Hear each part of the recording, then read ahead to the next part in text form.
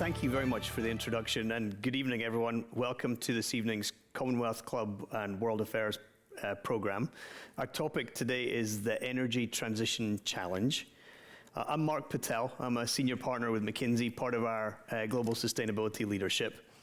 And in just a moment, we'll get into the discussion to explore both the current and future challenges around this theme of the global energy infrastructure, the challenges around scaling that, and the complexities and the opportunities that are ahead for us all.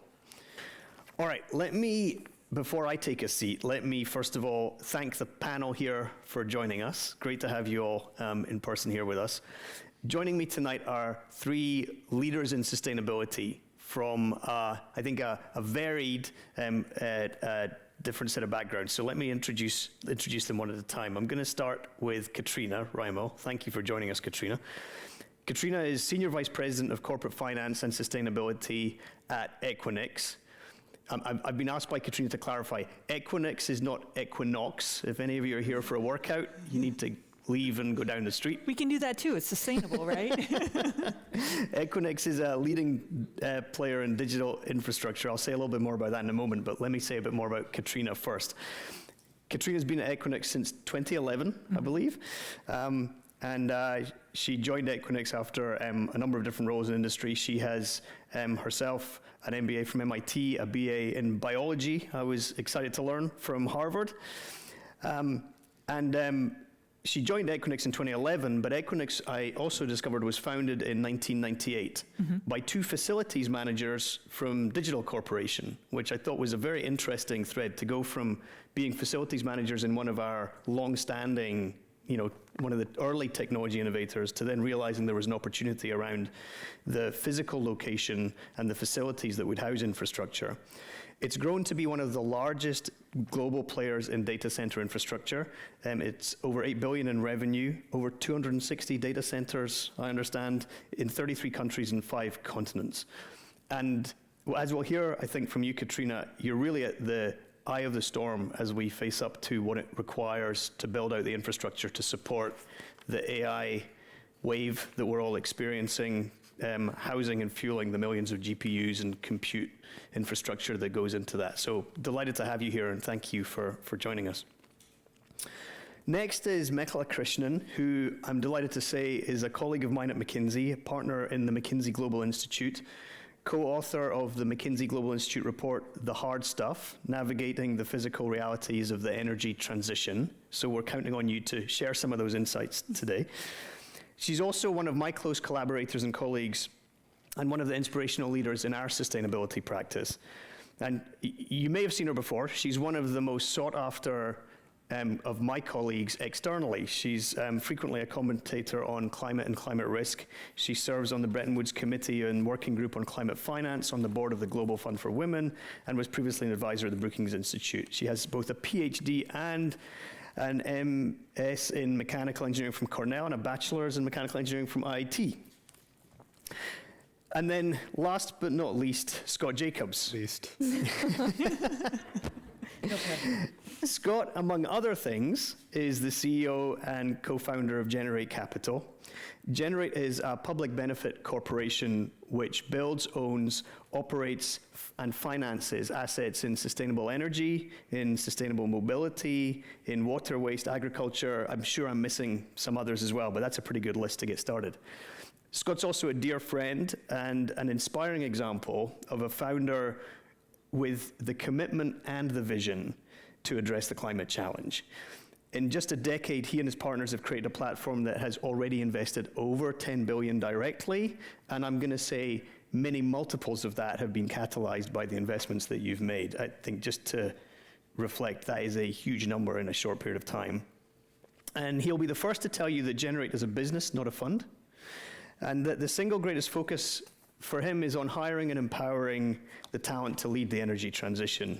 Scott has an MBA from Harvard. I learned he was a Baker Scholar, so I'm very intimidated. And he's an undergraduate degree from Dartmouth.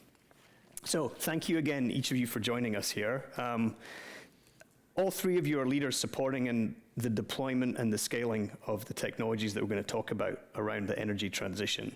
And I think all of you will have as a result, a real role here in the decarbonization of our industrial footprint and in the reduction of our greenhouse gas emissions. So that's why I'm excited that we have you all together. Let's dive into the questions that I've prepared, but I'm also going to, again, encourage the audience here and online to please get your questions ready. So I thought it would be good to start our questions by taking stock of where we're at. And I think we could say that in many respects we've made meaningful progress on what we would call the transition to a lower energy footprint in terms of both generation, distribution, and application of our energy. A lower carbon footprint, rather. But there's more work to be done. And so to get us started, I thought maybe you could help by giving us understanding of where we stand. And Mikkel, I'm going to start with you, since you just wrote the definitive report on this one. And how far along are we? Where are we today? Great, thank you. It's a pleasure to be here with all of you. Mark mentioned I have a PhD in mechanical engineering, which suggests maybe gently that I love data, which is true. I do love data. There will be a quiz at the end of this on all the facts that I will spout, so please be ready. I'm kidding. But we did recently do a piece of research on taking stock of where we are in the energy transition. And the goal of this research was, there's a lot of reports out there on the trajectory to decarbonize and what this future state, future energy world that is decarbonized looks like. But what we instead wanted to do is, instead of grounding in the 2050, instead of grounding in the future, let's actually understand the today. Where are we really on the energy transition today? And what is then the task at hand going from today to the future? So first, just a little bit of a sobering set of messages, right? Well, maybe actually before my sobering set of messages, you described the meaningful momentum that we've seen, and in many respects, it's true. We have seen a lot of momentum towards the energy transition. You've all heard examples of solar costs coming down, electric vehicle costs coming down, costs of battery technologies coming down, capital starting to be deployed. So there's many reasons to be optimistic about where we are. But it's also important to actually take stock and look at this with a clear-eyed set of glasses. So let's look at that. So firstly, if we think about the trajectory that the world has agreed on with the Paris Agreement, the goal of that is to limit warming to ideally 1.5 degrees Celsius above pre-industrial levels. And ideally, if 1.5 C is not achieved, at least well below 2 degrees Celsius. So what that typically requires is looking at the emissions of roughly where we are today, halving that by 2030, and getting to net zero emissions by 2050. Okay, so that's the trajectory the world is aspiring to be on. What we then did was to say, okay, what is the trajectory the world is actually on relative to that? And to do that, we looked at a whole range of expectations from organizations like the International Panel on Climate Change, McKinsey's own projections from organizations like the International Energy Agency. And the message from all of these, we looked at about 25 different projections of this kind. The message from all of them is we're far off track to that trajectory that we need to be on. So if we think about getting to net zero by 2050 as the goal, we looked at 25 different scenarios of our current trajectory of emissions. None of them get to net zero even by the end of the century. If you think about the goal of limiting warming to 1.5 C or well below 2 C, they all indicate that on our current trajectory of emissions, we would get to somewhere between 2.5 to 3.5 degrees Celsius instead by the end of the century. So we're well off track where we need to be. Where do we stand on the deployment of different technologies? So if we think about all the technologies that need to be deployed towards the transition, we need to decarbonize the power system, and we actually need to scale up the power system. We need to scale up the power system because we're talking about electrifying things like mobility, using things like electric vehicles. We're talking about things like electrifying buildings, using things like heat pumps. We're talking about decarbonizing industrial applications. So there's a whole range of sectors that need to transform. It's not just one. So we looked at about 7 different sectors that need to change, that are at the heart of this transition. And we said, okay, where are we on the deployment of these technologies, actually building the technologies that we need for this 2050 goal? Any guesses on where we are? So how many people in the audience think we've deployed 70% of the technologies that we need towards this goal? Okay, nobody. How many people? Okay, one person. How many people think 50%? Okay, 20%. Okay, quite a few people saying 20%. The actual answer is 10%. So we've deployed 10% of the technologies we would need by 2050 across sectors. In many sectors, we're much less than that. Some sectors, we're slightly more than that. So that's the take stock, right? So the task at hand is clear, but there is a big gap on where we are today versus where we need to be. Now, the somewhat reasonable expectation when I say all these things is to feel lots of pessimism and feel a lot of dauntingness about the task that lies ahead. Hopefully this conversation will tell us why it's not as daunting as I just indicated. But I think the thing to appreciate about this is that this is a massive physical system that we're trying to transform. If we think about the energy system of today, it's something that was built over 200 years. We have a system of today that has oil and gas pipelines that extend from the Earth to the moon and back twice. We have 60,000 power plants in the world that we need to decarbonize, even in a world that has still a lack of energy access in many parts of the world.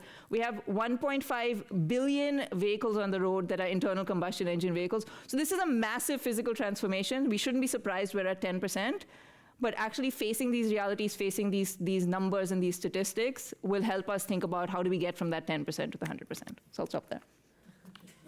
Thank you. Very sobering, I might add. But we will talk about the solutions. But I'm going to pick up let's stay on this taking stock question, because the last couple of facts you gave us, I think, also get a bit to the heart of it. Scott, you and I were talking the other day about stock versus flow. And when we talk about stock, we mean the stock of power plants and the stock of the infrastructure that exists today. So, Scott, how have you evaluated and understood what this stock is today and how to think about that?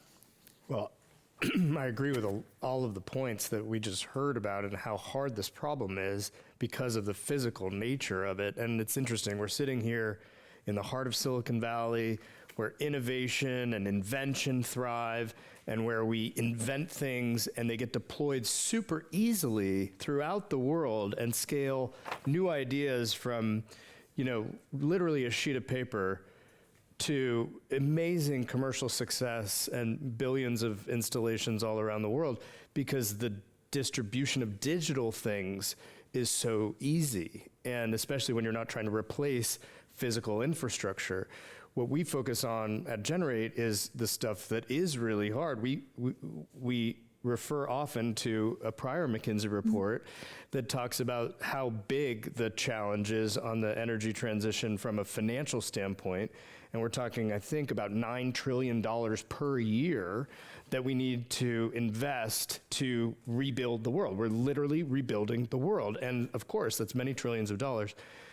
Last year, we reached about $2 trillion worth of investment in lower carbon or zero carbon solutions. So 2 out of the 9 trillion got invested. So that's another way to think about how far away we are from where we need to go. And we at Generate are one of the largest investors in this space of decarbonizing infrastructure. And we invested about $2 billion last year. Again, one of the biggest, $9 trillion, $2 trillion, we're $2 billion. And that's another way of thinking just how far away we are. It is not to say that the opportunity isn't there. That 9 trillion, some of that 9 trillion doesn't make sense to invest in today. And that's part of why the market has said, no, thank you, not yet, or not until X or Y conditions occur. But there is a meaningful amount of that 9 trillion or the $7 trillion gap that we are identifying here that is in the money today for the capital to invest in it. In other words, it would be a highly profitable investment. And to give you another sense of, at least at our little micro scale, what it is, we have about $40 billion worth of opportunities that we are looking at right now, our pipeline, our deal flow. And again, we'll invest $2.5 billion this year. So we're going to forego something on the order of more than 10x what we will actually do. And that means others should move in and do some of those deals. But we're also seeing, as we all know, a pullback from investing in some of these themes, in large part because there's instability in the world. There's instability in our financial markets because of inflation and other macroeconomic factors. And now we have a policy environment, which I'm sure we'll get to, that is creating a narrative, at least here in the US, that discourages the investment in these very good risk-adjusted returns. And just to give you one final sense about this, Mark said we're a public benefit corporation. It means we have a dual fiduciary duty. We have a fiduciary duty to our shareholders to make money, and we have a fiduciary duty to the planet or the public interest. We don't sacrifice our financial objectives in order to meet our environmental objectives or our humanitarian objectives. We have found a way to be able to achieve both without a compromise in either place. And that is an important message that I think doesn't get out there enough. We've made our investors really, really great returns. We're one of the best performing infrastructure investments anyone has made in the last 10 years, sustainable or not. And that's a really important point that will hopefully mobilize, as you said, catalyze additional capital and additional human resources into this space, which will help us fill this gap. But we have a long way to go. Thank you. Katrina, I'm not moving off this take stock question just yet. You're in a very, I'm going to suggest a very important role, because you have the experience of being a finance leader, but now in sustainability, in one of the companies that is uniquely at this intersection of meeting the demand of the planet for computing and for everything that we're hoping to see AI deliver, but equally managing the fact that you have a physical footprint that consumes more and more energy in the process. Mm-hmm. As you look at just the stock of your business today and what it needs to, what you're growing it to, how do you think about that in the context of the energy transition? Yeah, maybe also I'm just tie a little bit back to Scott's comments. So I'm actually sit in the finance organization, and I have 3 groups actually: investor relations, which is more the traditional earnings communication, treasury, and sustainability. So that means I think a lot about how I communicate, how you run efficient capital markets and raise money and hedge the risk, and then how you make things green. And so this idea of being able to translate language around sustainability projects in terms of financial returns is extremely important, and it makes things resilient over time. Mm-hmm. So when I think about when I pitch my executives, the CFO or the head of operations, I've always translated back to economic returns, how to generate customer demand, right? How do we satisfy regulatory requirements? I've actually never led with this is the right thing to do, although that fundamentally is why I am so driven by this. But it's a really important point to kind of separate it out, particularly in these volatile times. Turning to my company, you're asking about transitions from a data center perspective. Not surprisingly, if you look at our scope 2, it's about 98% of our carbon emissions is coming from electricity. So in some respects, it makes it very clear to us where we need to put the initial focus, which is on renewable energy. And for us, it was setting 100% renewable energy targets about 10 years ago, working on advocacy on bringing renewables onto the grid, doing direct power purchase agreements. Again, back to the financial side. Power purchase agreement is you are literally agreeing to buy power from a new renewable source for the next 10, 15 plus years. So it has financial risk, it has returns on investment around that. And so thinking about, what are the different drivers that helps decarbonize the grid? We would like to I said ideally, in 15, 20, maybe 50 years, the rate we're going, we can just purchase direct renewable energy from the grid, right? But in this case, we see ourselves as a corporation as an important driver of that transition. Thank you. You all managed to connect this question of stock together. So I'm gonna kind of keep us slightly on the topics you put out there, but I'm gonna come back to Mikkel. What you described was a massive gap between the trajectory that we're on today versus the trajectory that many of the commitments are based on, and that if we have any hope of staying on a trajectory to net zero, we'd need to be on.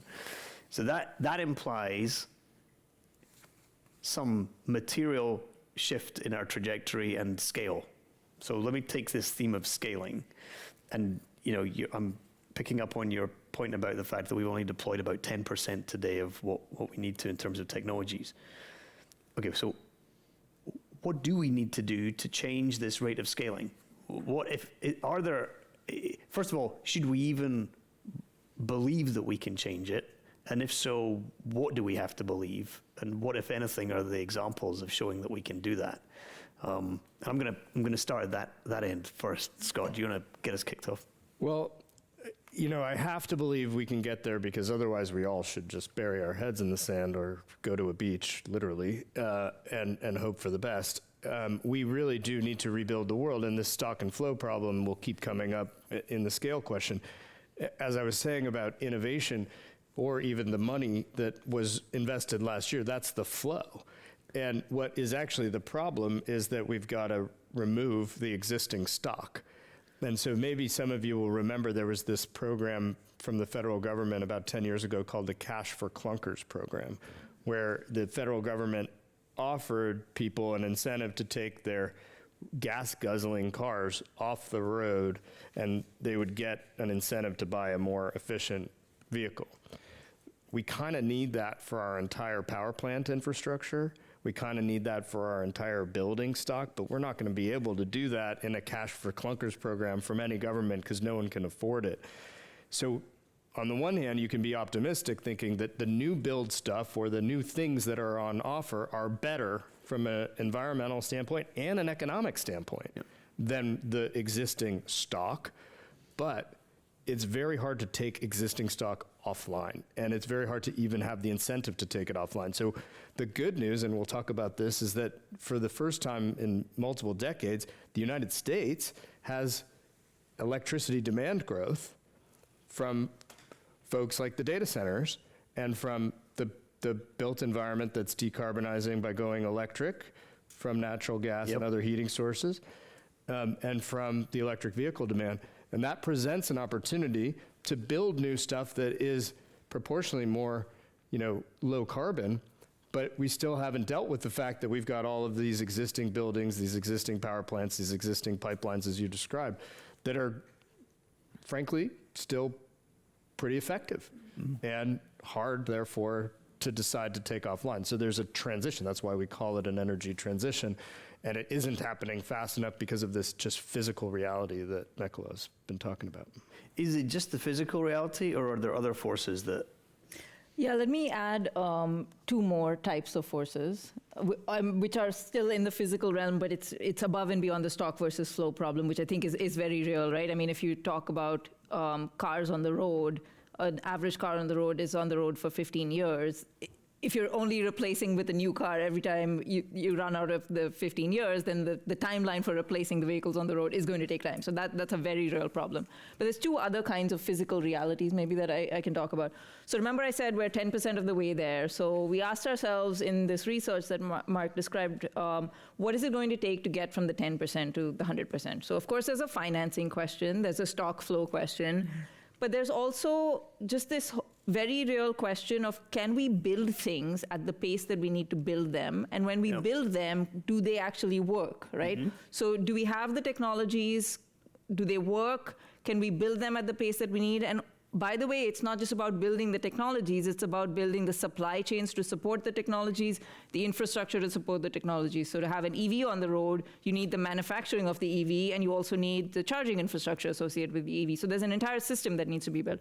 So we asked ourselves, okay, so with this 90%, where do we stand on the physical viability of actually deploying technologies and deploying the support infrastructure around the technologies?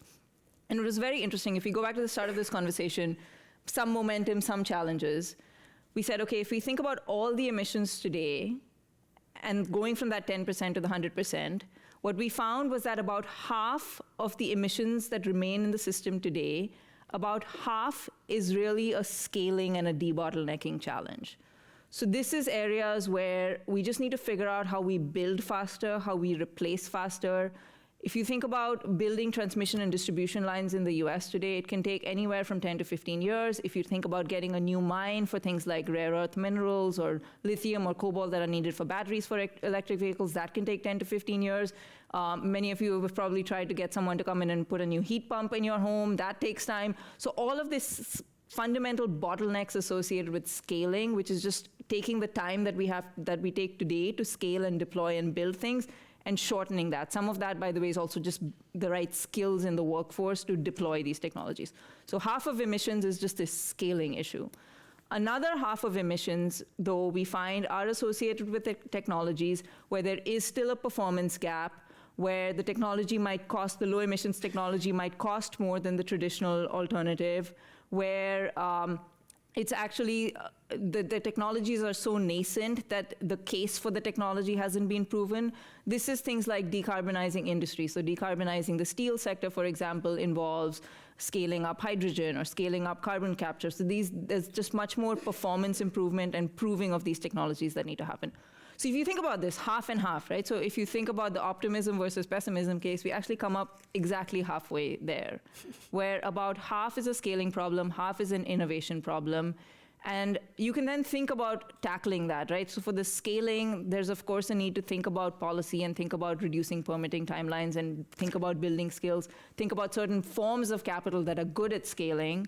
And then for innovation, again, there's different forms of policy measures, different types of companies, different forms of capital. But this allows you to parse the problem and then think about acting versus this big, very nebulous, big 90% number that's hard to then break apart. But one thing about that I think we also have to point out, it's a very well sort of defined problem set, but even in the innovation-led problem solving, you need all of the same things on the scaling side after the innovation is proven. And I just want to really underscore something that you said, which is that there's a human capital gap. So we can talk about all the policy, we can talk about all the customer demand, we can talk about all the financing, and we can talk about all the technology being ready. We don't have the people. We don't have enough electricians, we don't have enough plumbers, we don't have enough builders, we don't have enough smart people doing the policy, we don't have enough smart people doing the finance, we don't have enough smart people doing the customer decision making. So we have, I think, a massive scaling up problem on human capital that gets really ignored often in these kinds of conversations. Can I challenge us all? Are we making a bunch of excuses? Like, if I look at China and I look at how much of the scale that has been achieved, renewables in terms of solar and wind, the technology evolution and the rate at which we've seen the cost per kilowatt of batteries going into EVs and then EVs themselves in the market, it feels like I'm watching two totally different movies. Yeah. And the dual kind of frame that you just provided, Michaela, feels like it's a justification for why things are hard, rather than an example of in another part of the world where things seem to be either a lot easier or going a lot faster. Yeah, maybe I'll jump in here and I'll echo, I'm actually a climate optimist, and I find as a corporate leader, you have to be, kind of to your point, if you don't have that energy, you cannot pull people along, you cannot pull your stakeholders across, you cannot get the resourcing that you need. And if you don't have all that lined up, then you can't make progress. So maybe that's a little bit of, having the right alignment across the right people, which is very hard to do. I think about just from my corporation, getting those cross-functional stakeholders aligned is hard. We're talking about in this bigger picture, getting, massive amounts of industry, of regulation and policy aligned.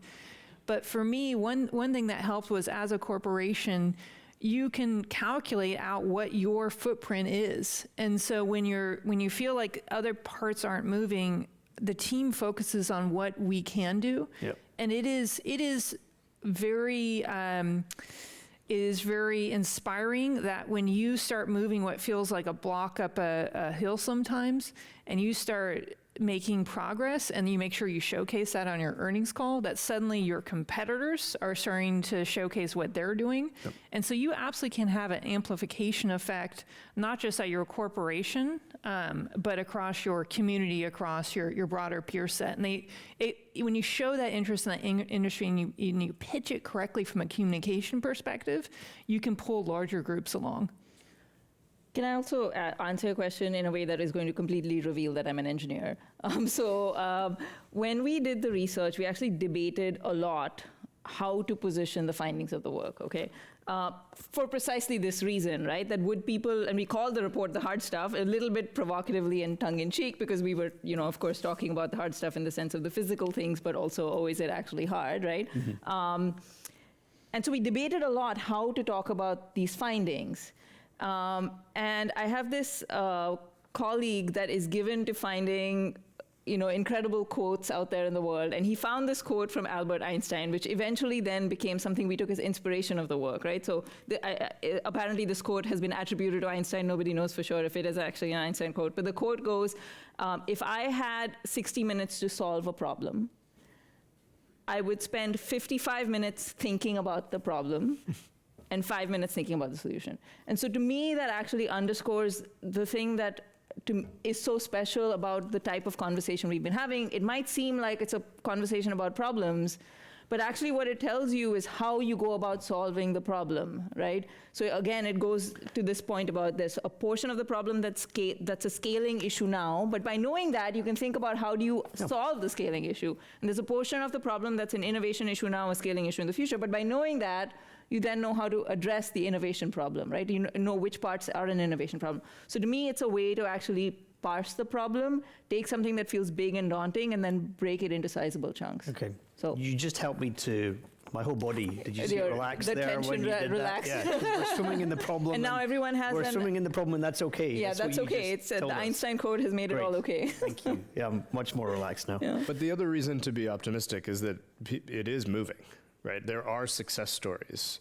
We are a success story. You've got a success story. You've got client success stories. People are doing more after they've done their first steps because those first steps have worked. Yeah. Now, obviously, there are plenty of people who have misstepped, but I do think there's a lot of reason for hopefulness when you see the economic returns of these decisions, the long-term resilience of the assets that are being built, and the fact that more awareness is built once you actually have these success stories to share, and then everybody else can try to replicate them. And can I tie this back to the data center conversation for a minute? So obviously everyone knows how AI demand, and you alluded to it yourself, AI demand has, for the first time in the US, I think in years, increased the demand for electricity in this country because of demand for power in data centers. That has then raised a lot of concerns about what's it actually going to do for the energy transition, because people are talking about whatever energy, whatever form of electricity they can get it on there as fast as you can, as quickly as you can. So firstly, just to put in context, AI demand for electricity from data centers contributed a few % of power demand in the US last year. Expectations are maybe at current course and speed, it could be as much as 5%, 10% of US power demand by 2030, 2040. If we're talking about an energy transition, what we're actually talking about is scaling up the power sector. Again, if you're using EVs or heat pumps, you need electricity. The amount of electricity demand from electrification of the economy is expected to be anywhere from 300 to 500% by 2050 versus today. So data centers is 10% of power demand in a few years. I'll debate that in a sec. Okay, or it could be more, right? But anyway, the point being that with the energy transition, you're talking about a much bigger scale up of power demand, right? 300 to 500%. So again, you can look at that and say, data centers has totally upended the energy transition conversation, and there's so much more energy demand that we need under the transition, it's never going to happen. But the glass half full version of that is every conversation we were going to have to encounter under the energy transition, which is how do I get interconnection queues to speed up? How do I repair and maintain transmission and distribution infrastructure in the US? How do I think about balancing a system that uses solar and wind, and what do we do in periods when the sun doesn't shine and wind doesn't blow?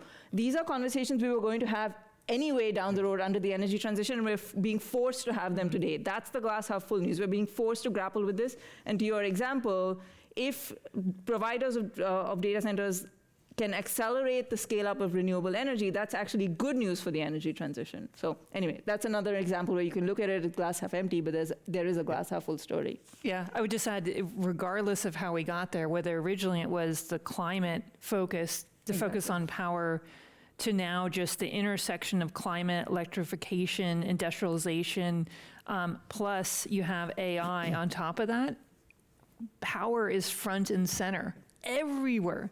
Every single government across the world is taking a look at generation, transmission capabilities, and thinking about what does this mean longer term. So there's a lot of energy and interest in this area. Yeah, there you go.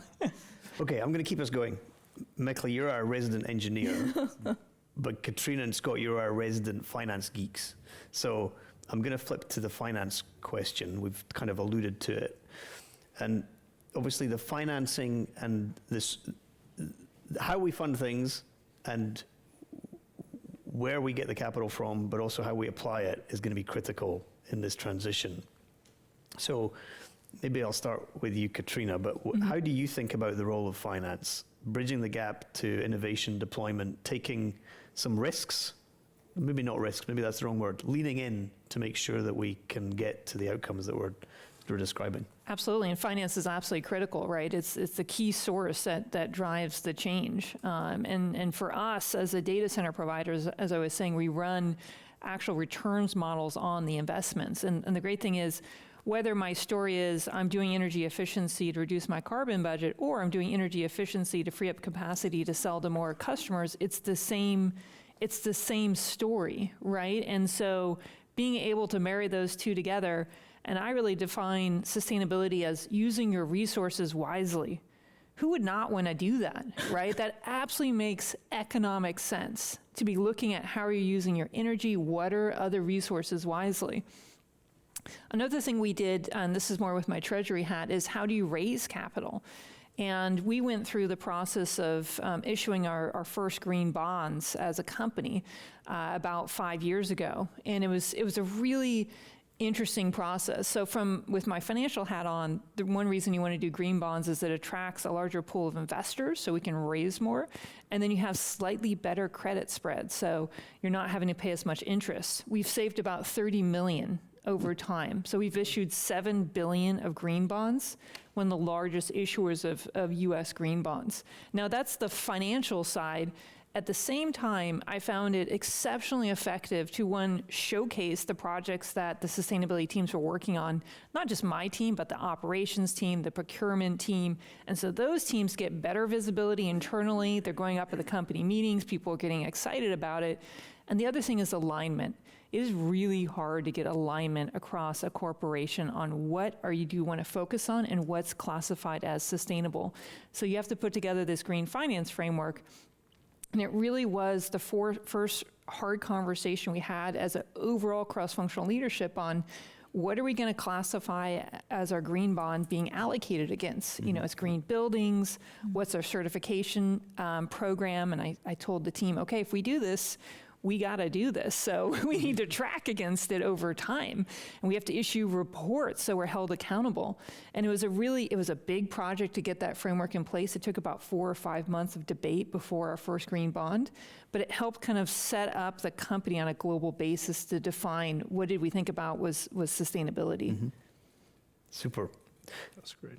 Scott, talk to us about how we should think about financing and bridging this gap. And maybe as you do that, tell us a little bit, like, what got you to Generate? What was the need that Generate was addressing? How did you figure that out?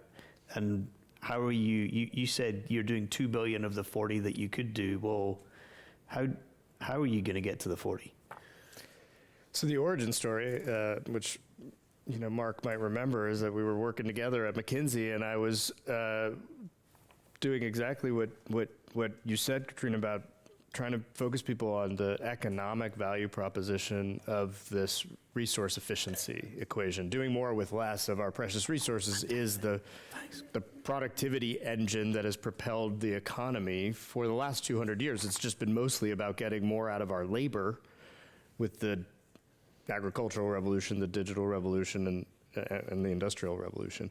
Now we have to get more out of energy, food, water, materials, and land. But what I found when I was doing a lot of the work at McKinsey, serving clients and big governments, was that they had great projects that made financial sense, but they couldn't get the money to pursue them. And there was a limited budget from their balance sheet to make improvements either to the top line or the bottom line, because they were focused on a bunch of different things. They had a lot of competition for that precious capital.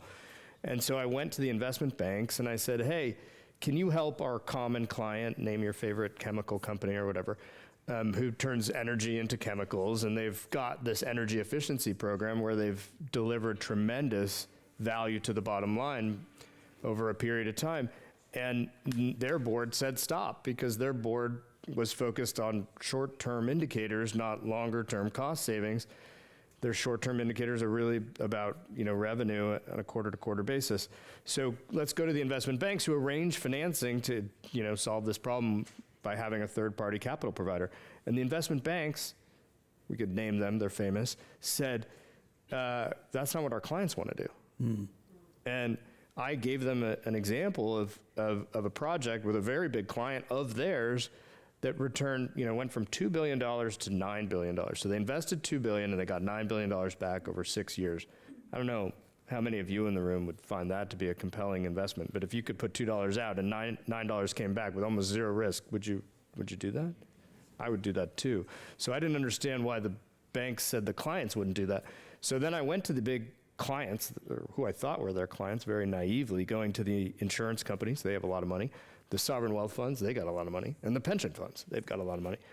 Do you all not want to do this $2 billion investment that turns into $9 billion over 6 years with really controlled risk? We're changing light bulbs and HVAC systems.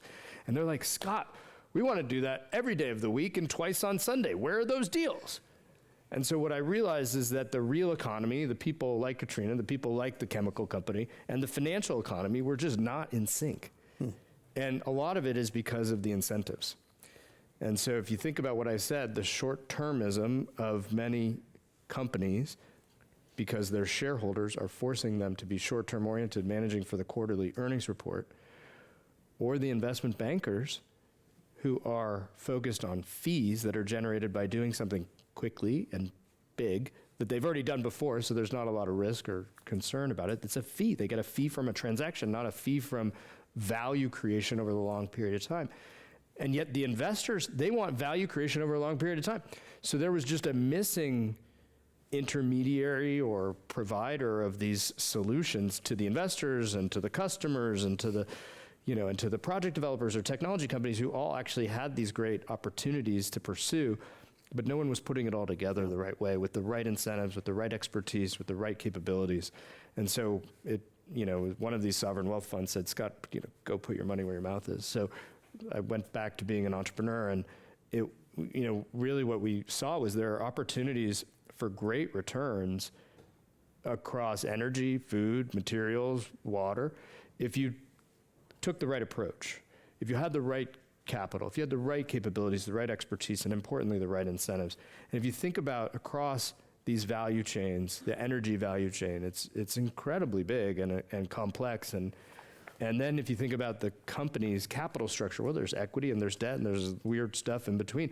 There are a ton of different ways to win, a ton of different ways to finance this.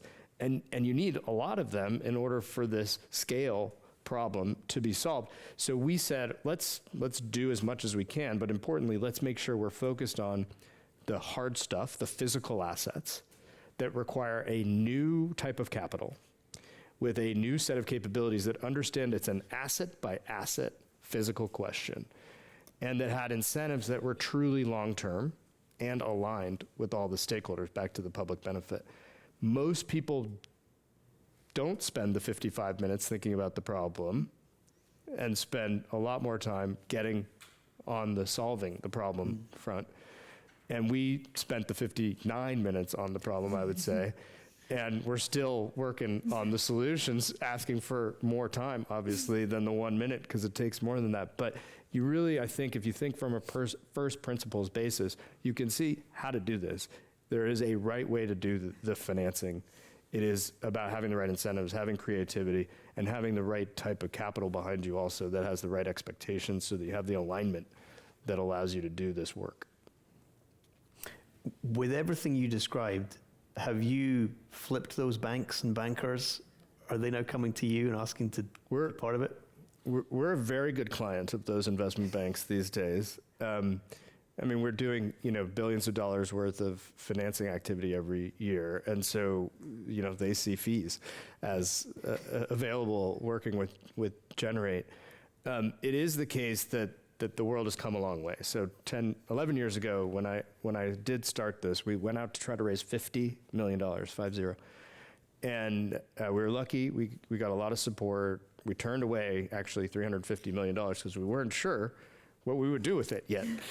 And so we quickly realized, oh my gosh, we have so much opportunity, we need more, so let's raise more. So last year we raised $4.2 billion to do this stuff. So we've come a long way, and so has the whole industry, thankfully. And obviously we still have a long way to go, but it's important to celebrate the progress too. Incredible, yeah. Okay, we're at the 20 minutes to go mark. So I'm gonna, and we've got some questions coming in. So I'm gonna actually flip from my script here. I do want to come back to a couple of topics, not least the policy landscape. But let me go to some questions that have been submitted here. Most of them anonymous, except for one. But I think all good. So I didn't prioritize them. I just thought I'd ask you each of them. And it's this is sort of like the open buzzer round. So whoever gets there first gets to answer the question. First question, what's needed to change the economic incentives for key players in the ecosystem to accelerate the energy transition, in parentheses, decarbonization? Price on carbon. I mean, in general, there's no silver bullet to this problem except for internalizing the externality that is the pollution and the devastation that our current system creates. And so if you made people pay for that by something like a carbon tax or a pollution tax or many other versions of the same idea, so that when you actually use fossil fuels, you're also paying for all the healthcare problems that you're creating, and you're also paying for all the cognitive effects that these emissions have, and you're also paying for the problems to the soil and the agricultural system. That would be a different equation. Right now, those fossil fuels don't have to pay for those externalities, and so we are stuck paying for them other ways through our taxes.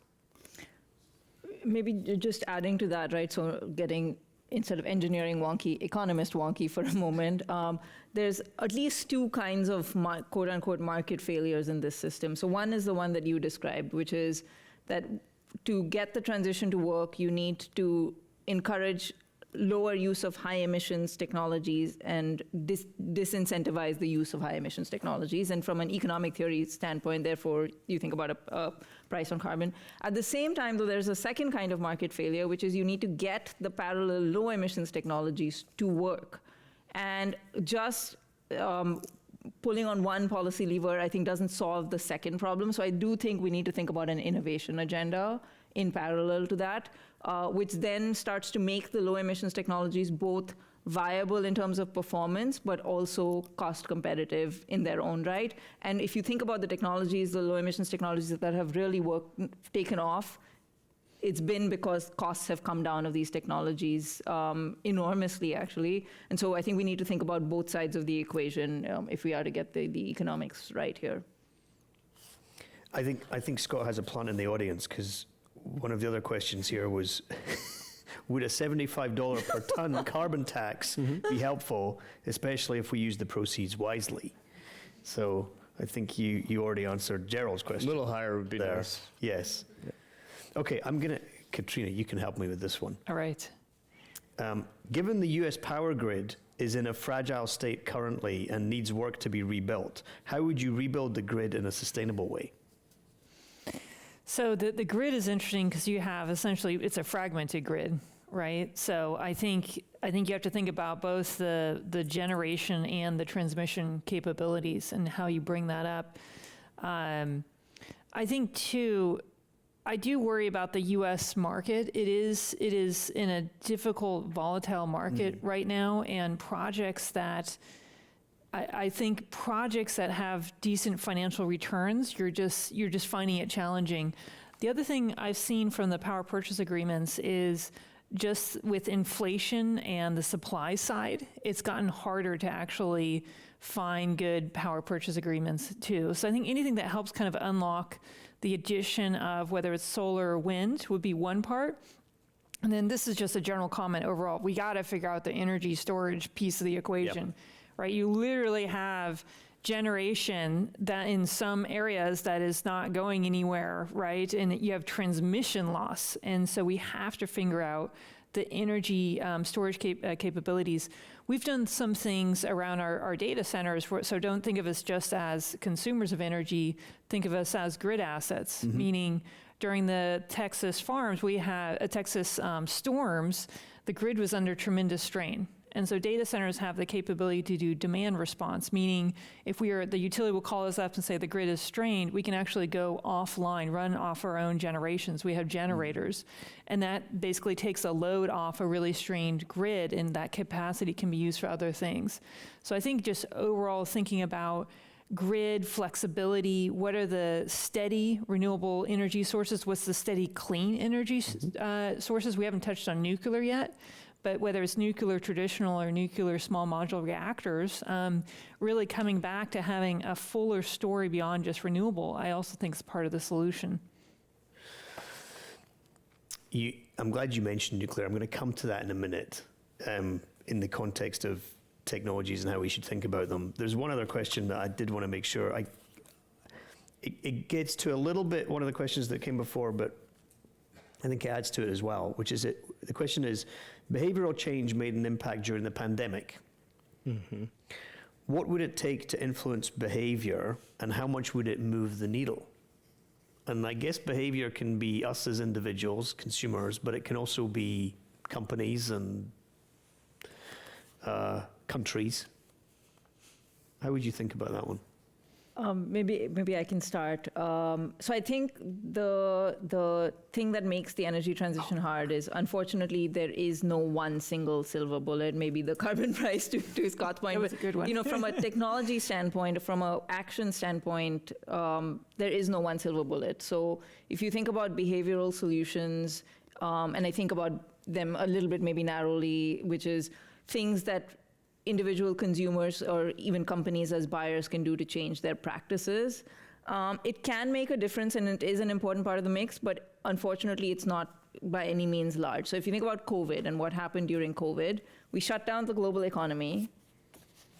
It reduced global emissions by a few percent for a single year, right? Shut down the entire global economy, everybody stopped traveling, worked from home, it reduced global emissions a few percent for a year. So that just gives you a sense for behavioral solutions, I think, and maybe there are various types of them, right? So it's everything from walking more, using public transport instead of driving, to changing how you think about diets, to having less waste in the system. There are different classes of behavioral solutions, but I think added up, at best, my assessment is they could be 10 to 20% of the answer. So could be an important component, but by no means. So you're a behavior pessimist. No, there's no single silver bullet, and so you need a mix. And so it is an important part of the mix, but it cannot be all of it. Scott? I'm a behavior You're putting me in pessimist buckets for everything, Mark. This is not true. I'm giving you a chance. No. We got 12 minutes. In some ways, the flip side is optimism, because I think what you see is, more than 1 billion people still need to come and get energy access, and I'm certainly not going to tell them they shouldn't have it. It brings hygiene and health and economic productivity and personal productivity in all sorts of ways. So, the number one driver of economic growth is the access to electricity. So let's not tell people no. And similarly, I don't think we're going to tell people, like Jimmy Carter tried, to put on a sweater and just turn down the heat. So I think what we have to do is just become much more productive with these resources, much more efficient with these resources, recognizing that demand is going to grow for a lot of these things that we all count on and will want in the future, whether it's a car or a cheeseburger. And so we have to find a way to make sure that we protect the planet while consuming what most humans are going to be interested in continuing to consume or starting to consume for the first time. I would just add, I think about behavioral change. One is very tough, and you're talking to mostly a group of Americans who are particularly bad at behavioral change in general. But for me personally, with sustainability, is picking a few things to work on. like by no means am I off living in a yurt somewhere with no heat, you know? So it's like, for me, it was, okay, I got to switch to EV. If I'm telling my company to switch to EV cars, I need to do it myself. I need to get solar, right? And then I want to switch to mostly vegetarian. That does not mean I am all 15 plus things of immaculate sustainability. And so I think making it a reasonable ask of yourself and then saying sustainability can be so overwhelming sometimes. So I think just picking a few behavioral change and realizing there's flexibility in what you pick. It's not a black and white solution. And then I would go back to what Scott said. For me personally, I have a very small team. We have to work on what's material.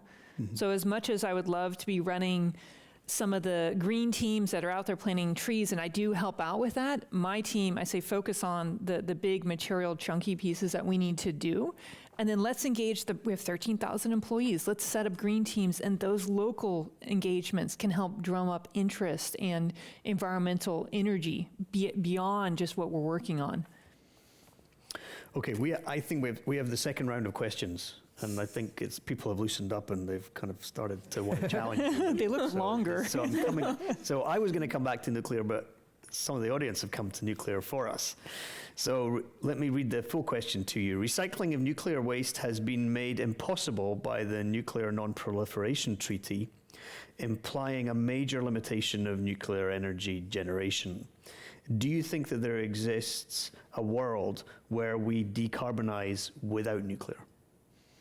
No. Yeah, I would say no as well.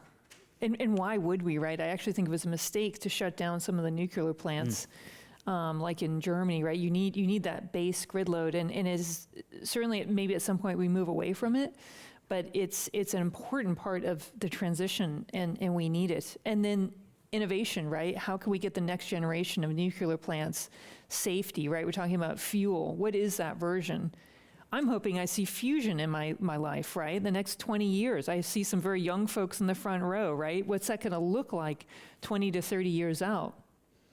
I mean, if you go back to the idea that you need to demand for power from electrification is going to mean we need a power system that's anywhere from 3 to 5 times as big as the power system of today and provides power in a low emissions way.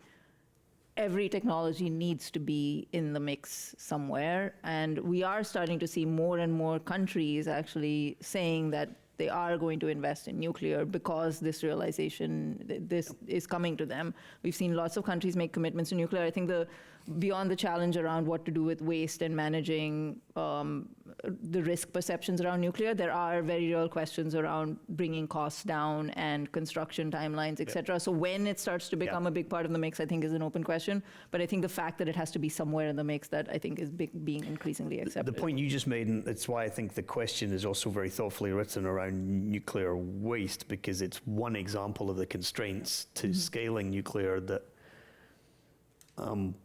I don't think we're really challenging, especially in the US. There's lots of reasons why we're not progressing nuclear in the US that are a function of permitting, a function of predispositions based on past experience, and technology choices. And skills. And misinformation. We don't have any nuclear engineers graduating anymore either. If you go to Korea, exactly. If you go to Korea, there's one design standard and one basis of design for whatever plant you're going to build. In the US, we still have competing versions of what might be the right design. It's a great example of where we're getting in our own way. Yeah. And the Korea example allows for quick construction and at low cost. Okay, we can't stay away from this question. It's framed in a particular way, but I think it is actually the question that I wanted to make sure we get to as well, or a version of that question. So I'll start with the question and then maybe we'll expand on it a little bit. It's getting towards the policy point. What do you think of Secretary of Energy Chris Wright pushing deregulation to enable natural gas growth? Will new gas plants become stranded assets in 10 years? Yeah, so I don't want to comment on that specific policy point, but maybe two things I will say. The first is, if you go back to this idea of you need a much bigger power system, you need a power system that is as low emissions as possible, and you need a power system that provides reliable power, because it's meeting literally every one of our daily needs in a world that is electrified. Our assessment as McKinsey is that gas needs to be a part of the mix, right? That the stabilization that you talked about, Katrina, which is there are periods when the sun doesn't shine and the wind doesn't blow, and how do you manage those periods? There are a whole set of technologies you can think about to manage those periods. You can think about batteries, you can think about the role of transmission infrastructure, but you also need to think about what is referred to as clean firm capacity of, so this is power that you can provide reliably at as low emissions as possible, and gas, we think, is an important part of that mix. I mean, the hope would be that you can think about gas power plants in the near term and then think about things like carbon capture solutions that you can put on top of them over time to reduce their emissions as much as possible. But I think we need to have a realistic conversation about the role of gas, therefore, in the near as well as longer term. The second thing I will say about policy is that I'm sure a lot of people are looking at U.S. policy right now and wondering what's going on. I think the thing that's important in any thoughtful analysis of U.S. policy is that U.S. policy has many different elements to it, right? So you have to think about this in the context of what's happening on the trade policy front, what's happening with the questions to do with the Inflation Reduction Act, which was the big climate and energy legislation under the Biden administration, and concerns about a repeal around that. You have to think about executive actions, think about permitting reform. So there's a whole range of policy measures that are on the table. And I think it's important, therefore, for nuanced conversation around this, which is not just looking at the entirety of US policy and saying, is it good for climate, is it bad for climate, but going kind of policy by policy to do that kind of analysis. And this is the thing that we're actually encouraging our clients to do, which is to do scenario-based, thoughtful, nuanced planning of understanding different possible outcomes and then how to respond or how to position themselves well in response to that. So that's just the encouragement that nuance matters, essentially, in this conversation. We've kind of opened the Pandora's box here of policy and where we're headed in North America. So, Scott and Katrina, if you've had thoughts, I'd love to hear them. I'll kind of broaden it, right? So I will say, for one thing, so I have a small team, and the fragmentation, not just the U.S., fragmentation of sustainability policy across the world and the proliferation, well, you think it would be a good thing. It's actually quite challenging because in many respects you're having to navigate different requirements depending on which market. We're in 70 plus metros, right? And they're asking us to collect different data sets, different definitions, different timelines, different penalties. And so this fragmentation from a regulatory perspective is actually quite complicated and challenging. So we're putting a lot of energy setting up teams to be able to respond to that. And while it does drive forward certain elements, there's also just a real challenge of adding so much complexity to your sustainability reporting elements. I think there is a role for gas as a transitional resource, especially if you can think about carbon capture on the next horizon. We certainly believe that you need to have clean, firm power. There are other things that are relevant too, like if we connected our 7 grids, I don't know how many of you know, but we have 7 different grids in the United States, which means that intermittent power that might be generated by a wind turbine or a solar farm here in California could actually be more valuable in the Midwest or New York earlier in the day, and vice versa. If we were better at managing these resources and interconnecting these grids, that's a regulatory problem, just like the nuclear point that was made. A lot of the costs involved in nuclear are a regulatory problem. And so back to your question about deregulation, there's a real role for deregulation, undoubtedly, in helping effectuate the energy transition that we need. In general, I couldn't agree more with Nekula's comment that this is a role, there's a place for nuance here. And unfortunately, with the, I think, attention spans that many of us have these days, nuance gets lost.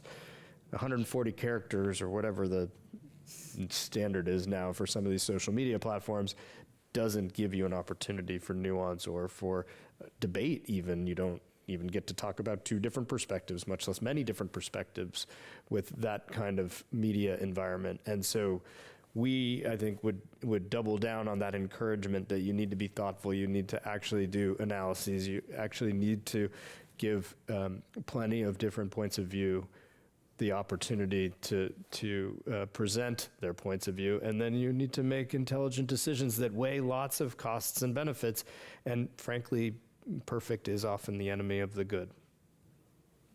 Okay, we're basically out of time. I'm going to do I was going to do a lightning round, but we won't have time for multiple lightning, so I'm just going to give one question. I was going to say if I gave each of you $1, but $1's not enough, so, or at least not enough for based on what, Scott, you told us. So I'm going to give each of you $1 billion. But you're only allowed to spend it on one thing. What would that one thing be for the greatest impact? Okay, I'm going to cheat and say two things because I'm starting first, so I get the prerogative to do that.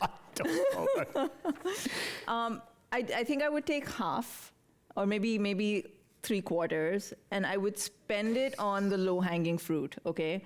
Because I do feel, to the perfect being the enemy of the good, there are lots and lots of things we can do today to lower emissions that are low cost, and by the way, could take that 3/4 and return, I don't know, $2 billion maybe. But there are things that are low cost today that we're simply not doing. We're not doing energy efficiency, we're not doing methane capture, we're not avoiding deforestation, we're not doing the first bits of solar to the extent that we can. So I would take the first bit and put it in the low-hanging fruit. And then I would take the second bit and make some innovation bets. So I get to cheat a little bit. Okay, I liked your answer, so I don't mind you cheating with it. Okay. I'm going to completely go wild here and say I know this is extremely risky, and I have an interest in it. So carbon capture, both nature-based or whether it's mechanical, it's not really at scale at all today. But just from an innovation perspective, that's where I would be interested in working. Fantastic. I like that answer. $1 billion, I might buy all the politicians because that seems to be the way to do things these days. But taking that comment aside for a second, I would definitely say that energy efficiency is where I'd put that $1 billion because just to your point, I'd get all this return back from reducing waste, which is so economical. And I would then be able spoken like a financier. to compound that Scott's by actually making gonna make more money. investments. Yes. Okay, I like all of your answers, actually, for very different reasons. Can I add one more, which I didn't say, which is adaptation? We haven't talked about it, but I do think that given the trajectory of emissions that we're on, I think the expectation that we're going to cross 1.5C consistently in a few years on our current trajectory of emissions, that's very real, and 2C by 2050 is very real, and we need to start planning for adaptation. It's just prudency. So maybe I'll do three things with $1 billion. Your prerogative. Okay, well, we are at time. So first of all, thank you all very, very much. Katrina, Mikola, Scott, you've each been fantastic. Thank you for joining. I also want to say thank you to the audience. We actually had some questions we didn't get to. So if I didn't get to them, it was by no means that I was trying to discriminate. Thank you all very much for your participation and for being a great part of this evening. I also want to make sure that I give you a little bit of first of all, thanks from the Commonwealth Club and World Affairs for joining us, but also to encourage you to come to their future programs. They've also asked me to say that if you're not already a member, they'd love to have you join. In addition to supporting the good work, you'll receive discounts on tickets, early notice of programs, travel opportunities, and more. And you can sign up at the front desk or online. And to find out more, you can visit the website, of course. So again, thank you all very, very much. Thank you to the audience. Thank you. It's been a pleasure. Thank you.